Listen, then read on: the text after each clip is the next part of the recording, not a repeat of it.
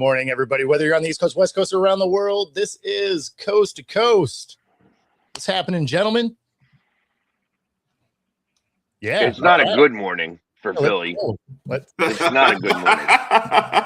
What is this show, really? We got the farewell tour of her, but ending today.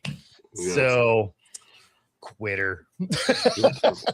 For everybody who wants the behind-the-scenes story, I put it in my description. I'm actually getting fired. They're just being nice. Getting fired, yes. Yes.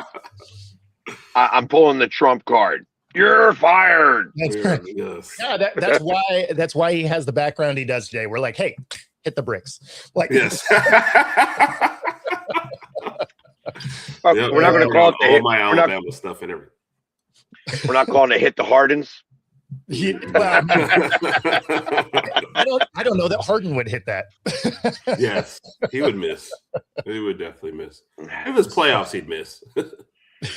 Well, that's true. It would have to be the might as well start with that because, like it says, once I get started, I may not stop. And good morning, everybody. Thanks for tuning in. Before we go on wild Philly rants that are going to be funny, bring your popcorn. But yes, there were other games that happened that also weren't very good. No.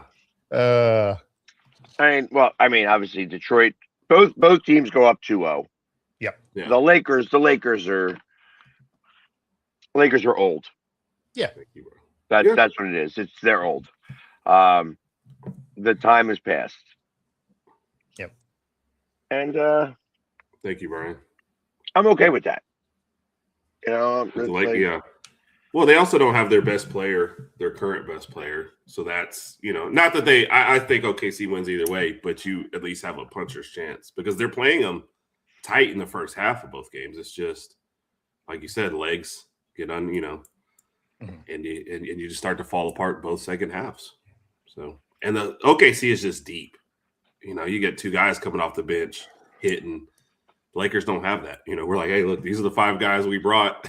And this is kind of it. So, and you're just seeing it. They're just outclassed. So, well, and then you saw, Redick blaming the refs and, crying. So, anytime you see the team really starting to do that, it's starting to collapse, right? It's now, not to say that he's not wrong. Right. I mean, I agree. Yeah. LeBron doesn't necessarily get all of the calls that he probably should. Some of that, I believe, has to do with some of the flopping throughout his career. So, some of his flopping's been egregious. So, some of those refs are just like, hey, man, I don't know if you are actually fouled or if you're just flopping around. So, I mean, some of that I feel like he needs to take ownership of. Never going to happen. But, I mean, we've all watched it for years. Yeah. I also think it's the Shaq factor with LeBron. You're bigger than everybody, at your frame. And there's a lot of because Shaq used to get fouled a lot. They're like, yeah, I'm not calling that. Look at that little guy bouncing off of you. You're not getting that call either. But I don't think the refs would have helped. Look, OKC, we all know, gets a favorable whistle and they play a very physical style. I get you. Thank you, Don. But at the same time, they didn't cost you this game. You just weren't going to win this series, period. Like I said, I think that they were overmatched in general. Right. I didn't think that the Lakers were going to really be able to hold off or defend the Thunder. And then with the fact that they actually play press defense, you wear them down. I mean, it's just like leaning on somebody. After a little while leaning on them, they're going to be a lot more tired than you are because you're leaning on them. And that's kind of what I feel like this is. This is just, we're going to just put, our weight on you and you're going to have to figure out how to carry that load or not, and they just don't, they can't. Yeah. There's no shame in it. I mean, you're losing to a better team and a deeper team. And honestly, the Lakers, Raj and I talk about all the time. What are you doing next year? That's your biggest thing. Do you let LeBron come back for his farewell tour, and that kind of delays the, you building out the team around Luka? mean, how would you deny him that, if he wanted to come back? But at the same time, you can tell that the team construction, they're probably ready to move on and get the next phase started. I mean, I think it's easy to move on from him because he's not under contract. It'd be one thing if he's still under contract, right? But that's done at the end of this year. So I think it's easy to be like, hey, you know what? It's time for us to do a thing. Thanks for your time. But thanks for the ring. I think the optics of it, though, if LeBron was like, I wanted to come back and they were like, we'd rather not, I think that would look terrible for LA. That's why I don't think they would. I don't think they have a strong enough group in place to say, yeah, LeBron, we're ready for you to go. The way they look isn't great for LA either, though. I mean, you were still a high seed. Yeah. Realistically on that thought process, can LeBron do a farewell tour in any place other than LA or Cleveland? I think Cleveland is probably the thing. I mean, LA, sure. Right. Like either spot, but only those two spots. He can't go to a different team and do his farewell tour. Oh, come on. Make him be a Wizard. Let's do this. That would be hilarious. The worst farewell tour ever.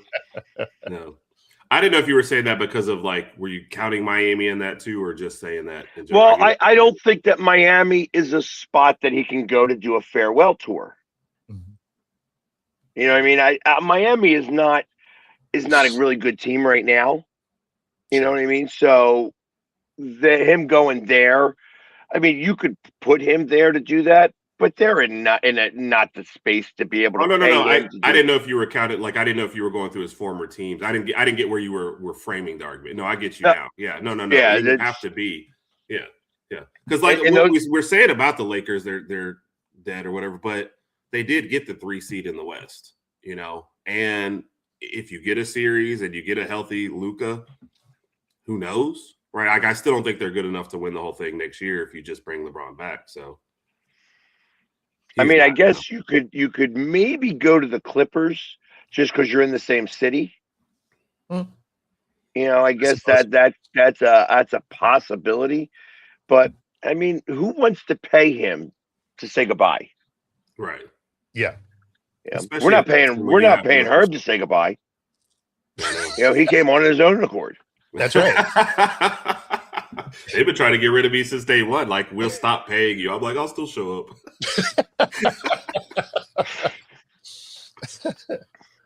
We fixed the glitch. To Raj's question. Exactly. Did you fire him? No. I don't know, Raj. It'll depend on where they spend the money, Raj, with LeBron. Yeah. Where is that 50 going? Yeah. Well, and it also depends on what it is LeBron is trying to do. Is next year's last year? Is he really holding out for his other kid? Because then you're a couple years out. So then I have a thought process. I have a thought process to that. And he's smiling. That's not good. Well, I mean, the Sixers are trying to figure out if they're, or at least it's reported that we're trying to figure out if there is any possibility of anybody wanting to take on the money of Embiid. So you're trying to do not having LeBron trade with LeBron, not having LeBron. It's not a sign and trade. It's just the trade. No. I'm saying like you said, LeBron's not under contract for next year. Yeah, it wouldn't. It'd have to be a sign and trade type of thing because he doesn't have a contract. Yeah. Well, yeah, but isn't it because he's losing? Because you're losing that money, you could take it on. It would be for first round picks and such like that. I think that's feasible. Well, no, but there's no reason to trade. There's no money on the books for LeBron after the season because the contract's done. What I'm getting is that the Lakers could trade first round picks to the Sixers. Oh, to go. I got you. To get Embiid. No, LeBron's not a part of that. Right. Yeah. You don't need LeBron in the mix of that. But you were saying trade LeBron for Embiid. I thought no. You just trade for Embiid. Got it. Yeah, I heard it wrong too because I thought you said trade LeBron. And it's just like no. Because the Sixers have no need for LeBron either. You know what I mean? That's not going to be very helpful. And that's what I was thinking. I was like, eh. Well, yeah, I'm saying my problem with the Lakers doing something like that because they need a big man. They've needed one for forever. But if I'm already worried about Luka's health and his injury history, and then even Austin Reeves is banged up, and I've got to make a decision on that. What? Hey, oh, treadmill is back. My hair goes like weeds. I hope I look like this when I'm 80. That'd be amazing. Yeah. 88, in fact. 88. Yes. I just don't know that you pair an Embiid with a Luka at this point. Well, the good thing is that you'd have a center and a forward. Yeah. That you could actually pair them and play them at the same time, because they do play in different positions. Oh no, I get the fit. I just don't know that you're going to survive a whole playoff series, like a whole playoff run with both of those two guys. Yeah, I mean, probably not, but yeah. Just like you're doing with LA, with LeBron and him right now. Yeah, but LeBron's actually out there though. Like, imagine when Luka's hurt and then LeBron's hurt. That's what you're getting with Embiid if you're swapping those out. So that would be my only thing. No, the fit, as far as if I had Luka and Embiid and filled a team out around them, and you could guarantee me for the whole playoffs that both of them were healthy. Oh no, I like that team. Sure, but I just feel like they'd need COVID again. Is the problem? Right. Right. You know what I mean? That would be the only games. Take 3 months off, play some more games. You know what I mean? So you would be definitely managing them just to get to the playoffs. So right. And Brian, I liked his first thought process. Be like, hey, I will trade you a guy that's not on my team for that. But no, to that point, that's a great fit. Having Luka and Embiid. No, I mean that's the fit would be great. And I get it. I also, like I said, I get everything you're talking about with them being hurt and such like that. You kind of gotten that a little bit with LeBron right now. Like even though LeBron's playing right this second, and Luka's not. I mean, I feel all season long, you've had only 30 some games with LeBron, 40 some games with LeBron. You've only had half the season with him playing. That team with Embiid and Luka makes me think of just Brooklyn 2.0. Like when they're on the floor together, be electric. It'll be great. But they're just probably not going to play that many games together. Well, I mean, the other, Houston's probably considering what they're going to do with Durant. Put Durant on that team, who's, obviously he's not playing right. Just like, well, he's out now, of course, but they're out. But I mean, he didn't really play in the playoffs right now either. But that's not his typical MO. Right. Yeah, he's usually available. That's true. Yeah, I think after the Golden State thing, it's been relatively healthy. Just getting older. Yeah. Hey, listen, that could be a thing too, but they don't have the money, and especially if they bring back Curry, I think Curry's got another year anyways, so they don't have the money to be able to do that. Yeah, that'd be wild. Embiid, Curry, you're paying Butler big bucks also. Draymond is playing out the end of his stuff too, so no, and I don't even know what they're paying Porzingis. And again, they're the 9 seed. They're going to continue to be a 9 seed right now. I was going to say, even if you did that, it doesn't make me. It's not like it elevates them into that first spot. They still wouldn't be favored to do a whole lot. Yeah.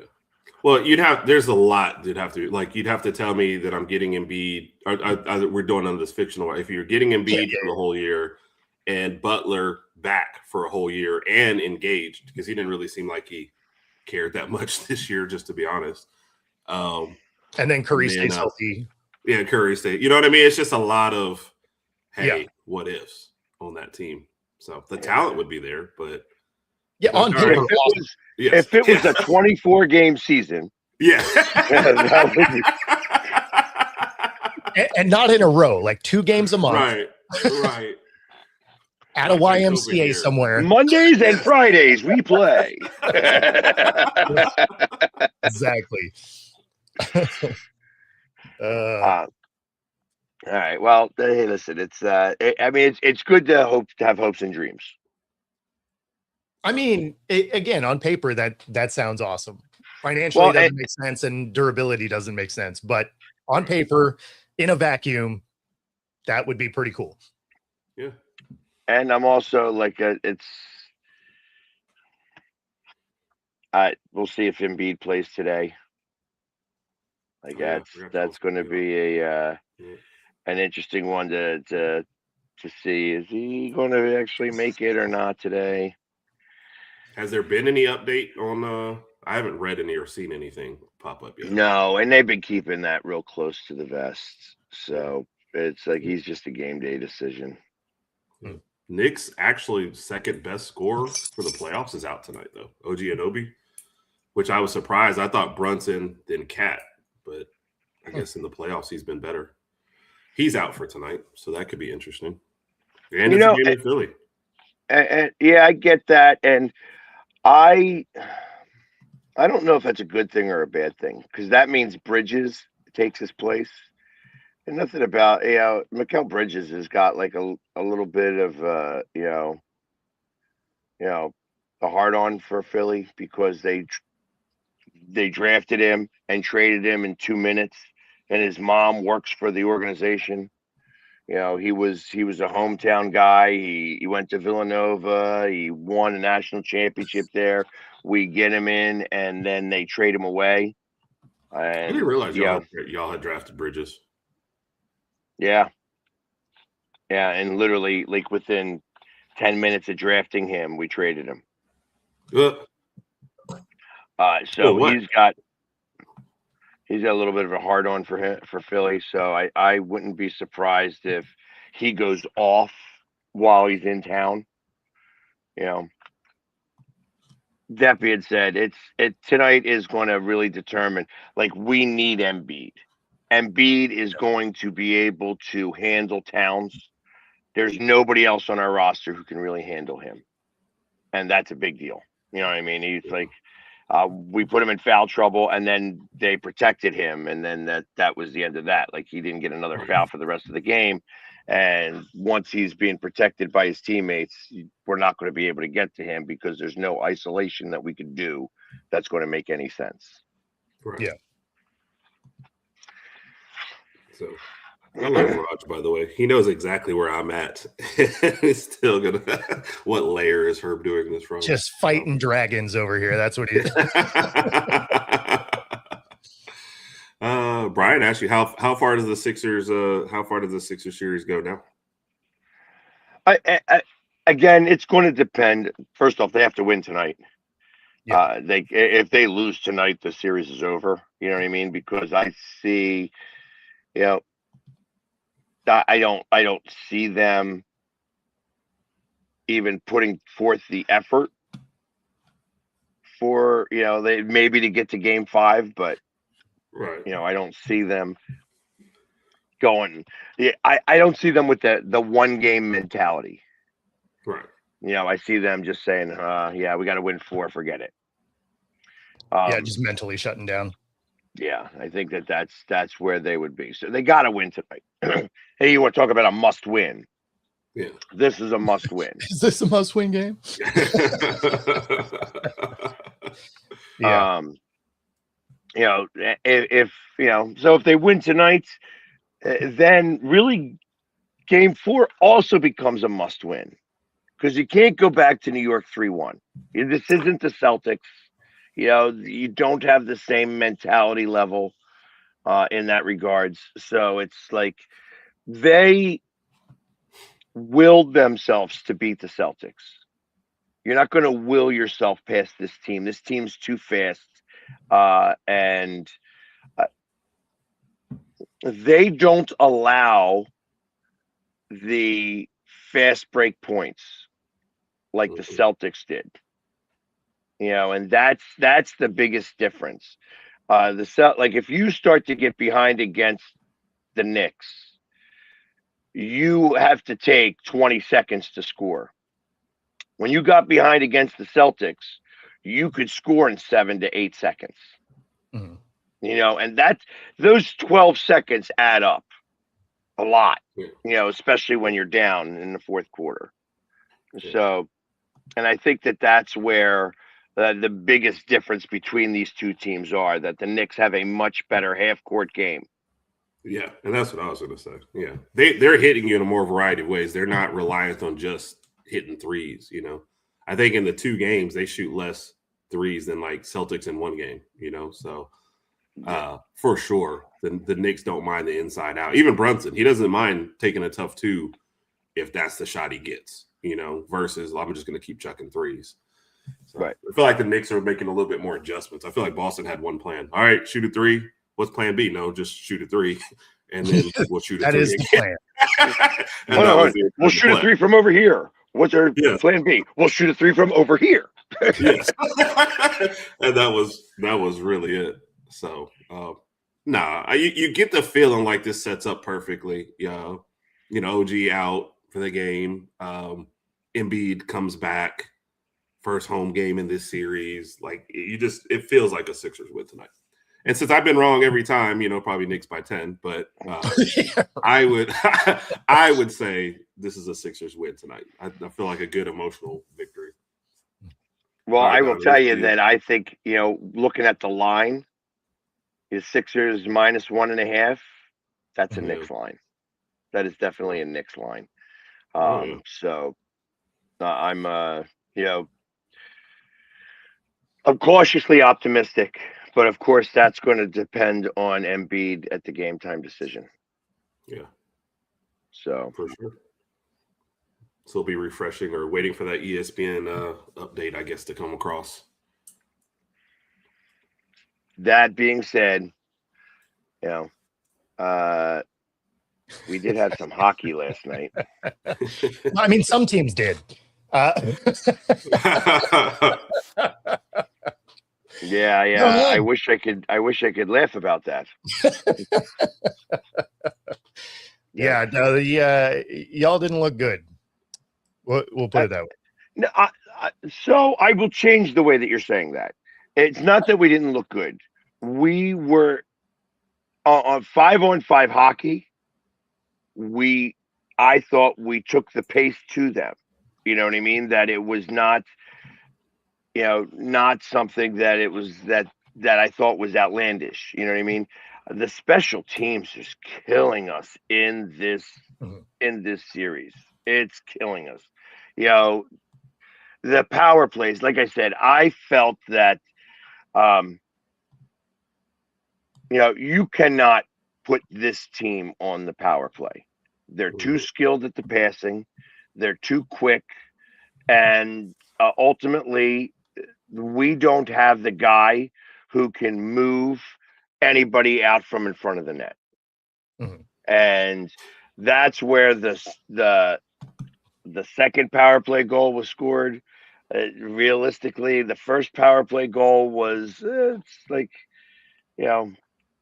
tough. And then to give up a shorthanded goal, that's a killer right there. The shorthanded goal, you just and just as the power play starts, they won the faceoff, and then the guy charged at it and just knocked it out of the zone, and then it became a 2-on-1. And I remember a time when I loved watching odd man rushes, and the Flyers were good at them, and you could go back and forth or just set the pass up correctly and score. And it was such a pretty 2-on-1 that the Canes did. You know what I mean? I'm a hockey fan in general. So watching that play occur was picture perfect. Like that's how you do an odd man rush. You make the defenseman commit, pass it over. Everybody's on one side. You just one time it into the net, and it was a pretty 2-on-1. Sucked that it was against me, but it's because it happened literally right in front of me. But I have to say, and I'm not making this as an excuse because the Flyers didn't lose because of this, but this was probably the worst officiated game I have seen in years. It was so blatantly obvious that they were giving Carolina calls and not giving the Flyers any calls.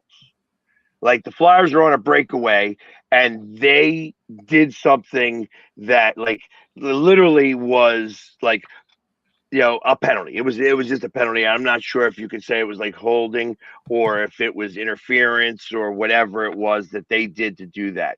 And no call is done. Literally no call is done. The exact same play comes back in the opposite direction.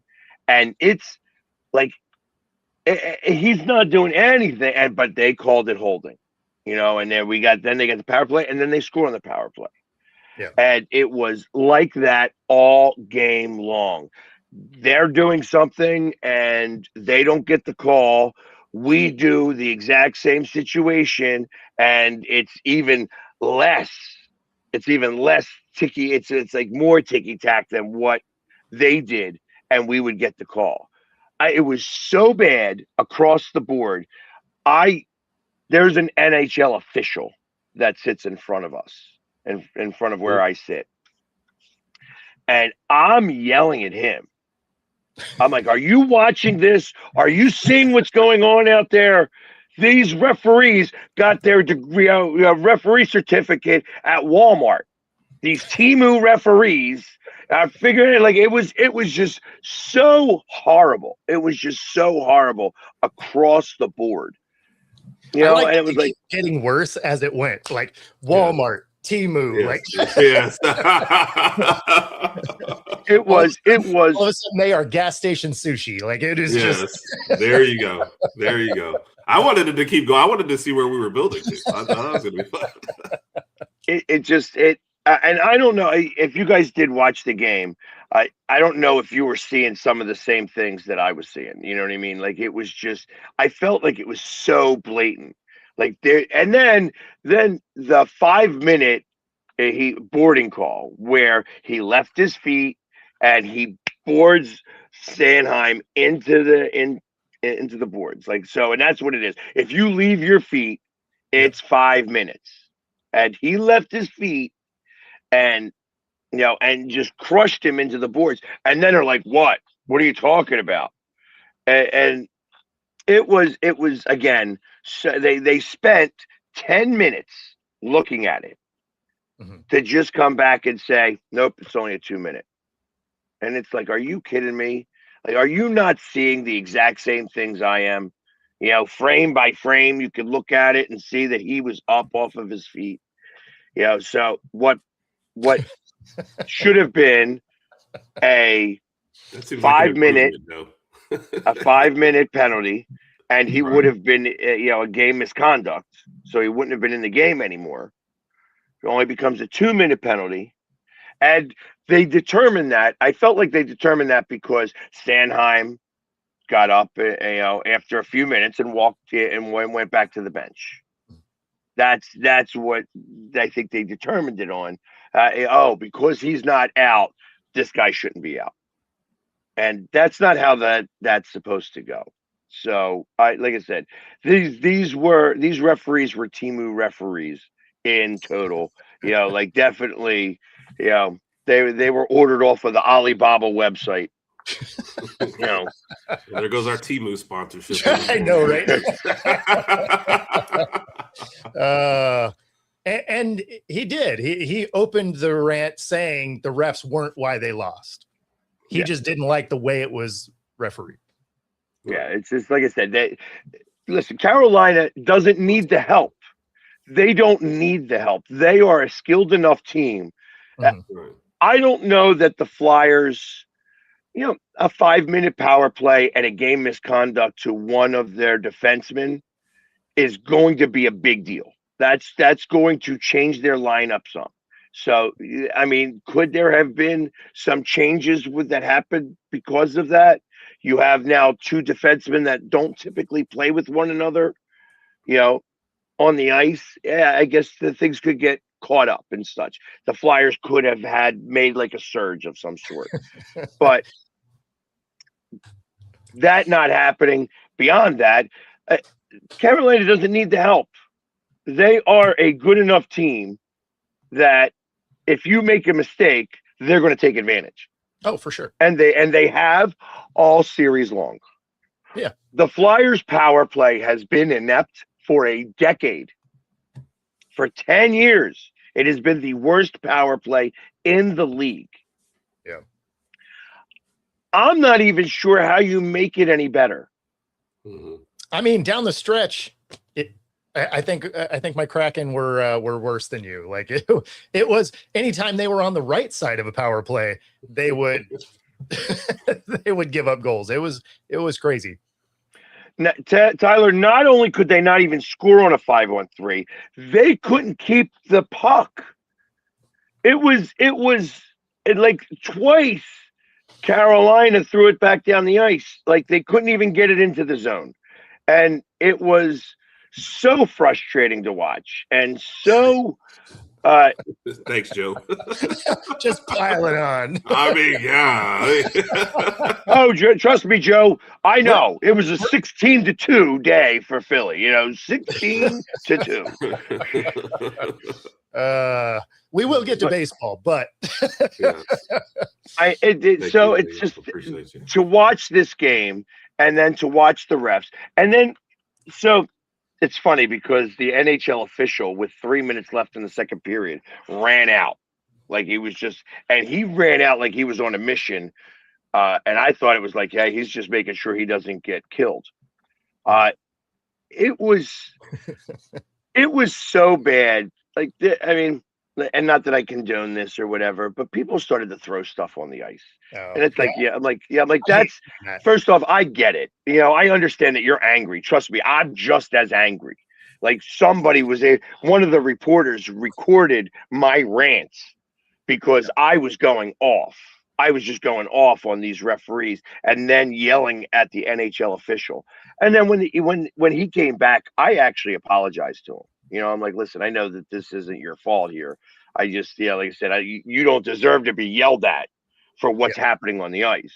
And he comes over to me and he goes, I mean, I hate to say this, I'm a Flyers fan, and this is bothering me. You know what I mean? Like, it's like, I'm an NHL official, so obviously I cannot say anything about this, but this is tough to watch. Like he even kind of alluded that this was a very poorly officiated game. I mean, and it makes me wonder. Bad officiated games are rough, even if you like the team the calls are going for. Like I've been on the receiving end where like the calls are going all your way and you're like, God, this is like, I appreciate the win, but man, this is not how you want to see it go down. Right. It was like watching the Sixers-Knicks games in the first half. In game 3, where it was just like the Knicks were getting bad call after bad call, like not even fouls happening, and they were getting called for fouls, and it's like eventually they got to stop. You know what I mean? You can only hope that they continue making those bad calls and everybody's on the bench and we can just win 5-0, because there's nobody on the team to be able to defend them. But it doesn't work that way. It was just really poorly done. And it made me wonder, in baseball, when you have a series, you have the same umpire crew. They rotate, but it's the same umpire crew.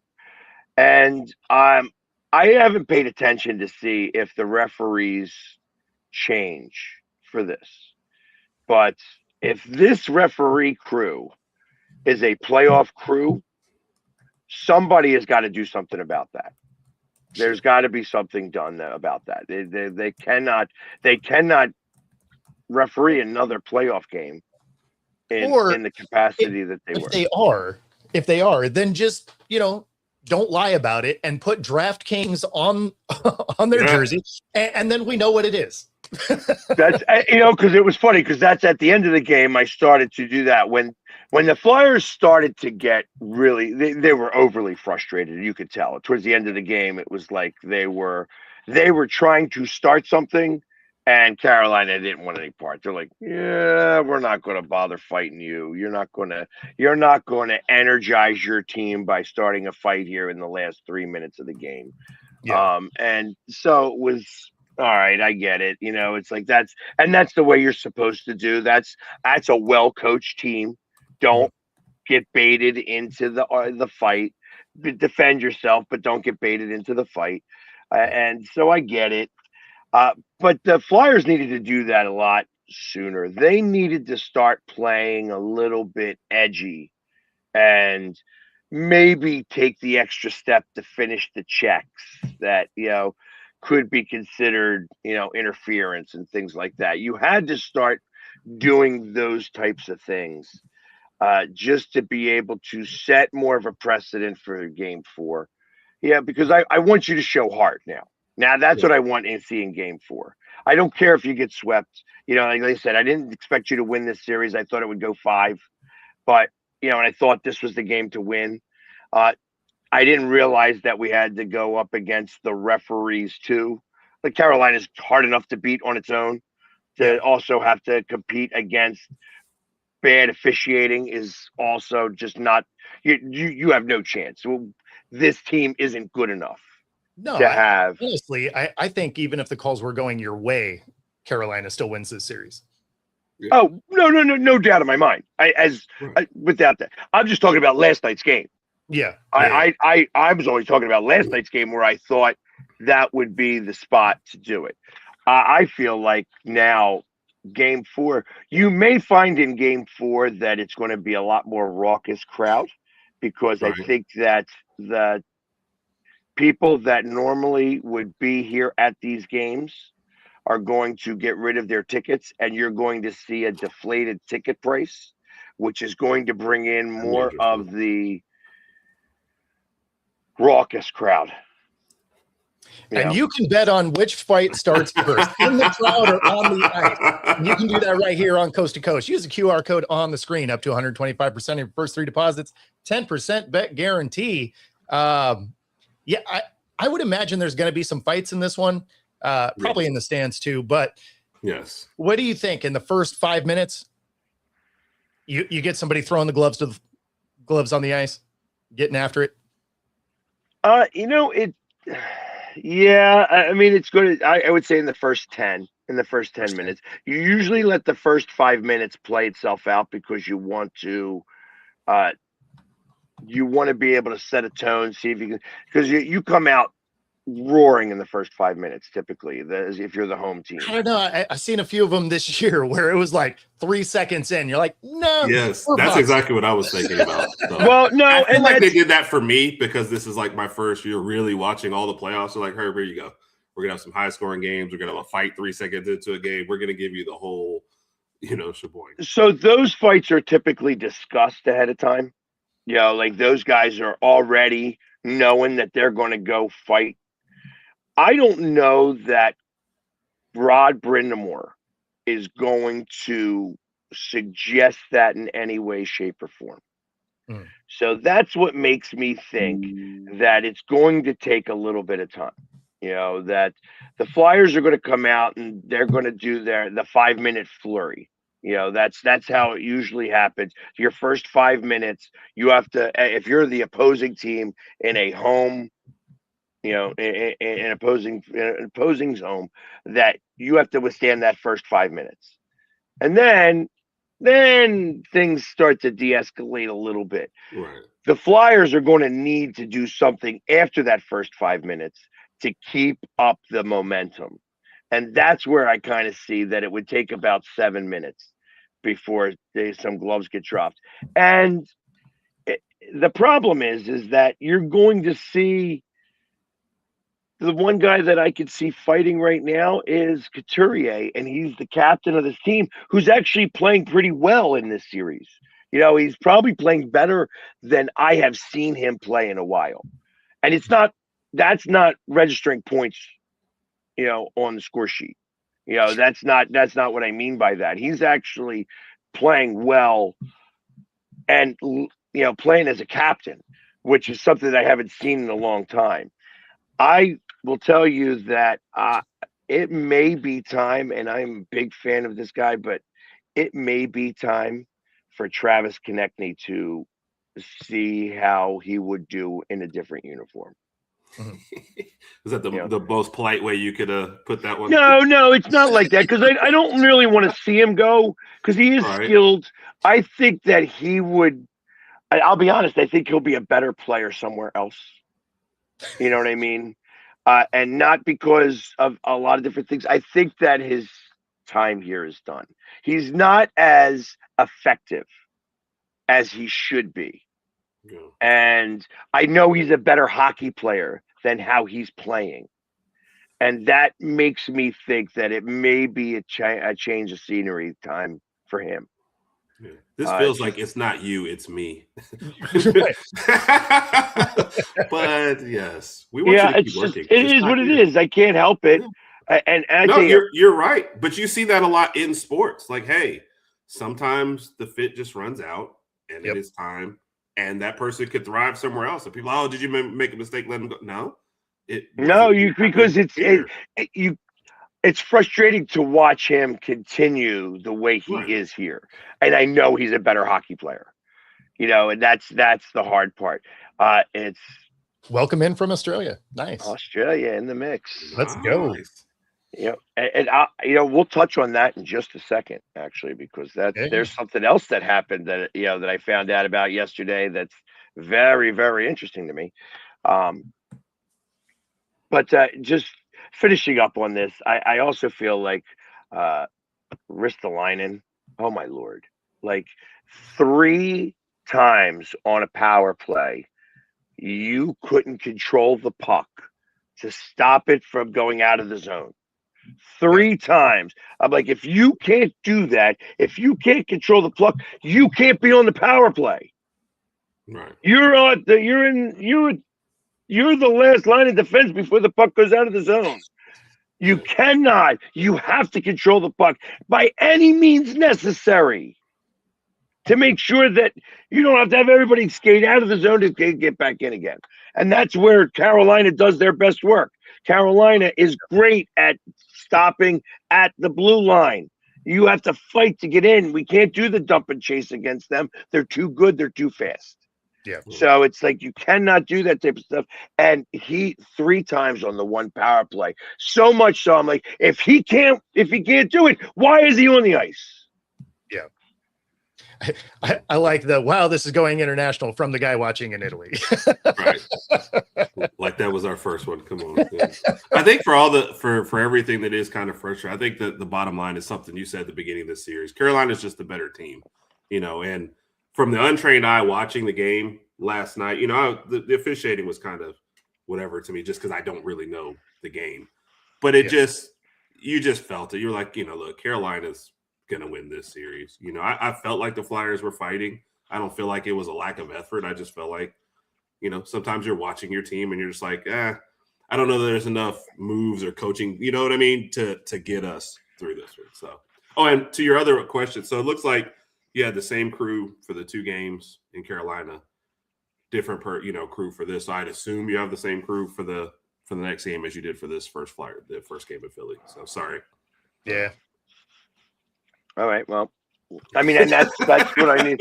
It's good to know. So, I mean, because I'm sure amongst anything else that the NHL, goes over the game with them. It's like they have to. It's like, and the NHL official got an earful from me. It's like he literally, so much so that I had to apologize. I'm like, I understand this isn't your fault. But you are the customer service rep, and so even though you didn't create the situation, you're who's in front of me. Right, exactly. Right. I'm like, and I'm sitting there. You see this, right? I mean, I think they put that on Instagram. Like, you see this, right? You're watching this over here. I mean, and there's nothing that he can do. You know what I mean? He's not on the ice. He's not able to call them and say, hey, stop cheating for Carolina. You know what I mean? It's like, because they're not doing that. I don't feel like they're doing that deliberately either. I just think that, they see what they want to see. Right. And that's how that becomes. It's just like, okay, hey, listen, we saw, it looked like holding to me. You know what I mean? Yeah. So I called the hold. Doesn't matter whether I was in good position or bad position. I called the hold. I was maybe in bad position here. And so it's just the guys, because there's two referees. One referee calls it on one side, the other referee calls it on the other side. And, you know, they were just not necessarily in sync. They need Buckner out there. That way you can be, you know, CB. CB. Well. He plays super well. Yes. And Joe, the good news, Carol dropped. She said, "Go Birds." They can't lose this week.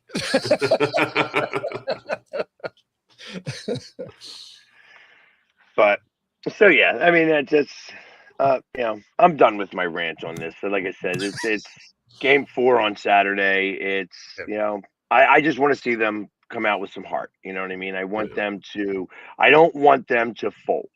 You know, like I said, I knew that this was going to be a learning experience. I thought that they would be able to see what a championship pedigree is about. Mm-hmm. And they're learning it full force. Right. You know, the frustration from last night told me that they're learning it. That's when you can't do anything right, it seems. And you have to resort to, you know,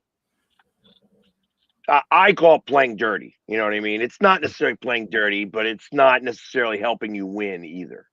You know, so it's like you got to be able to play a little dirty here and stuff like that. And they were just playing reckless at that point. They're just frustrated and angry that nothing seems to be working. That tells me you're learning. That tells me you are angry about the fact that you can't stop it. Mm-hmm. And now you're trying to figure out, you know, like, well, like when I was playing Madden and I couldn't beat my younger brother. How did I beat my younger brother? I started to beat him. You know what I mean? Like it's all of a sudden you yank his controller out. You're like, all right. Yeah, it would suck though when I would still do that and he'd still intercept the ball and run it back for a touchdown.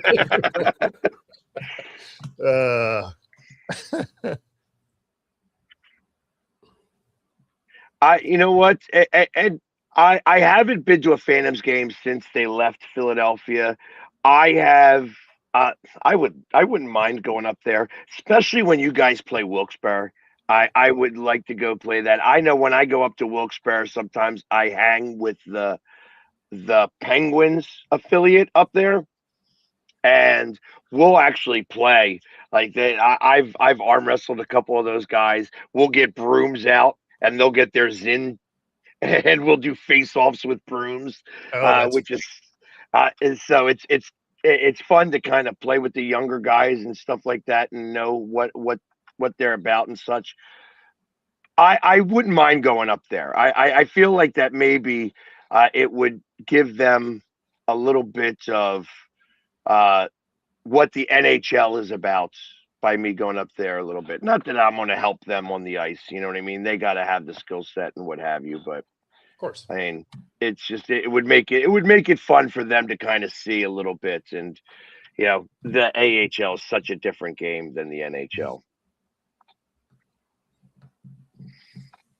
Yeah. Oh, Hershey games. I can imagine those two are both the rivals of the Phantoms, the Lehigh Valley Phantoms. So that was the way it used to be here in Seattle before we had the Kraken arrive. We had the Seattle Thunderbirds, and we still do, obviously. But anytime they would play Tri-Cities, you might see some hockey, but they were boxing. Like those were games where it literally was the face-off happened, and then gloves were off and they were swinging already. And you're just like, okay. Like, and nobody even chased the puck. Like, it was just like puck out, good enough. So, got to talk about this. I'm going to transition away from hockey now because I'm done being frustrated. You and your team. So, you know. Yeah, I know the Phillies lost 12-1. We're not talking baseball today.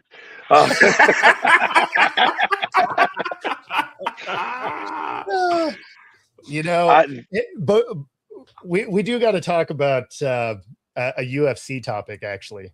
All right. Yeah. Well, I only got 2 minutes. This will take 2 minutes because we don't have much to talk about with this. The NFL has said that they're going to release the schedule either next Wednesday or Thursday, 13th or 14th. Yep. The champion, Seattle Seahawks, are starting the league on a Wednesday night.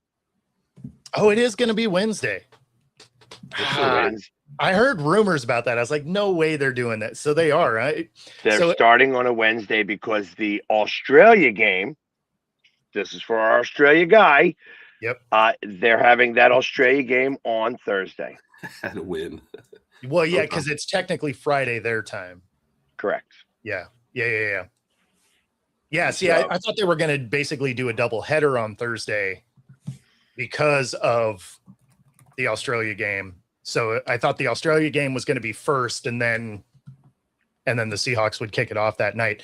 So interesting. They're going to do it on a Wednesday. Okay. I mean, honestly, that isn't terrible if you're kicking the season off, because it's not like you have a short week running into it, right? That just gives you almost a second bye just to start the season. Just about. Yeah, I would think, unless they give Seattle the next Thursday. I mean, which I think is possible too. Which actually makes sense to me if they were to do it like that. Sure. Because it kind of puts you into the 1 week, because anybody who's coming back from Australia, they're going to have, they need to have all that extra time. Oh, no. Yeah. I mean, if you're coming back from Australia, then realistically, because it's too early to have any bye weeks, they should have that next Monday night. And I think Seattle's going to wind up playing New England. Oh, me too. Yeah, for the opener, Joe. I don't know that they're going to play Dallas, but yeah, I don't see them doing that. But I absolutely, I see them getting the rematch for opening night. Like that. Right. That would make sense to me. I agree.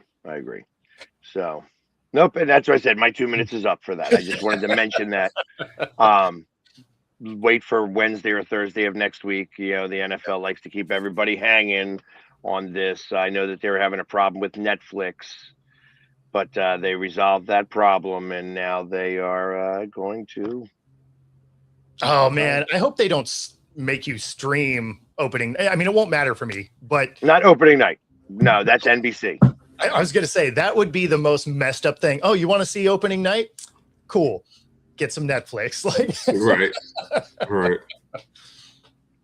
I mean, the Amazon ones I don't mind as much, because most people have Amazon for the shipping anyway, right? Like most people sign up for that because they buy enough crap online that they're like, I want the free shipping. Oh, bonus, I get some TV with it. So yeah. I hate the streaming just because I can't do my multi-views anymore. That's the thing I hate the most. Yeah, it does ruin multi-view. Yeah. Oh yeah, Peacock possibly, yeah.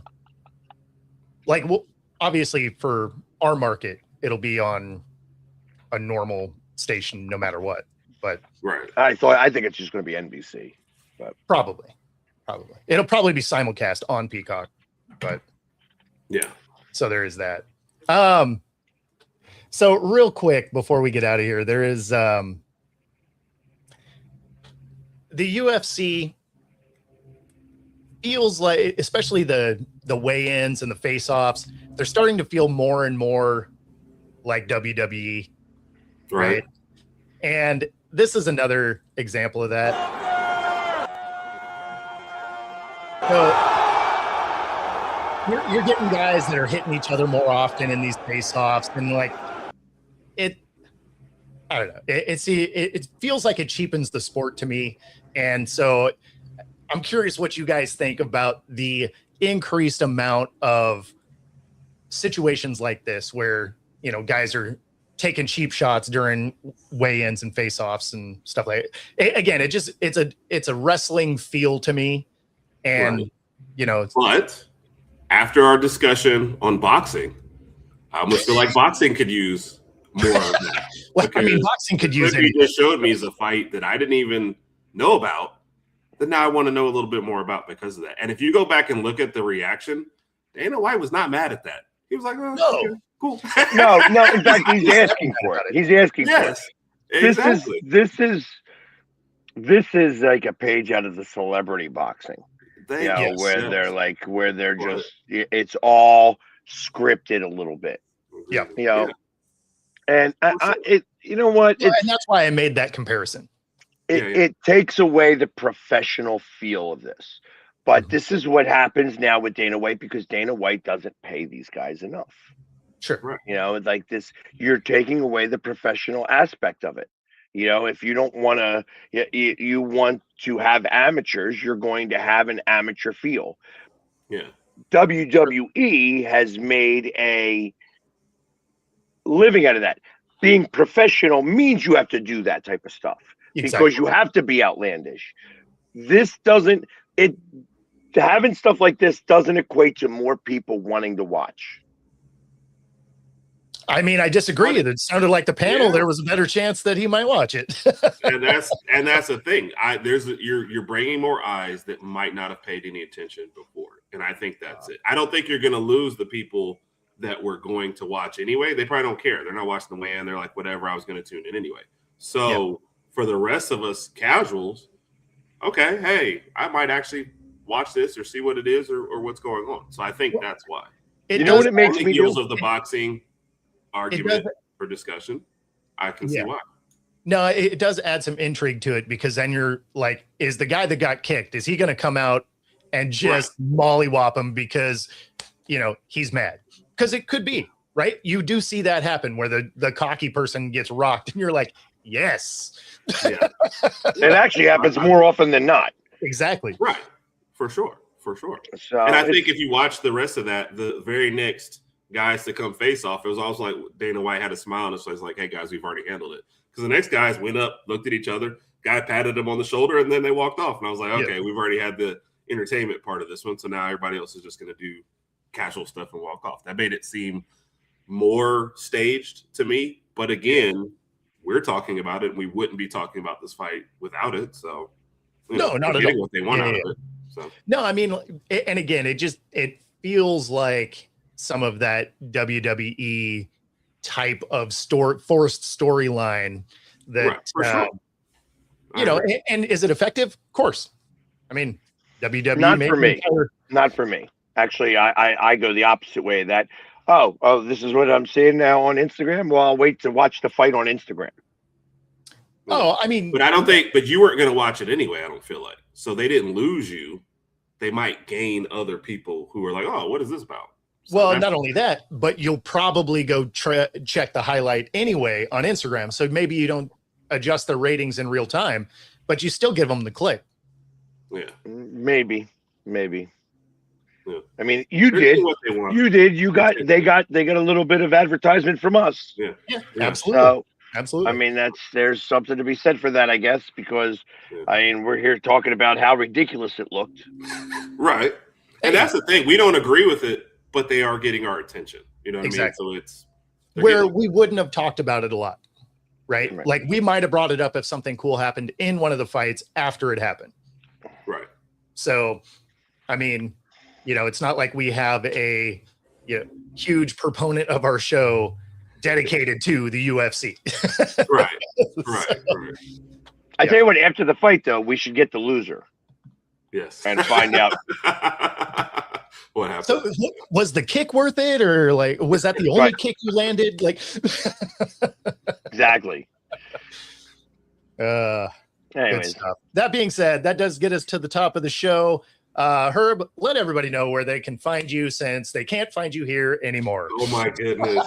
Come check me out tomorrow night, 8:30 on our channel, or Wednesday nights at 8 p.m., both Central Times. Come out. If you're coming tomorrow night, bring a drink. And since this is on Smooth Jazz Station, bring a non-alcoholic water, something like that. What are you talking about? You can get one of the big brandy glasses. Smooth Jazz is gin and tonic, I think. I mean, they drink. That is the main thing. Yes. That being said, if you are listening on 97.3 ICU Radio, there is some smooth jazz headed your way. If you're listening anywhere else, be sure to like and subscribe. Helps us bring our stuff to you. Otherwise, most of us will see you on Monday. Take it easy, everybody. Peace.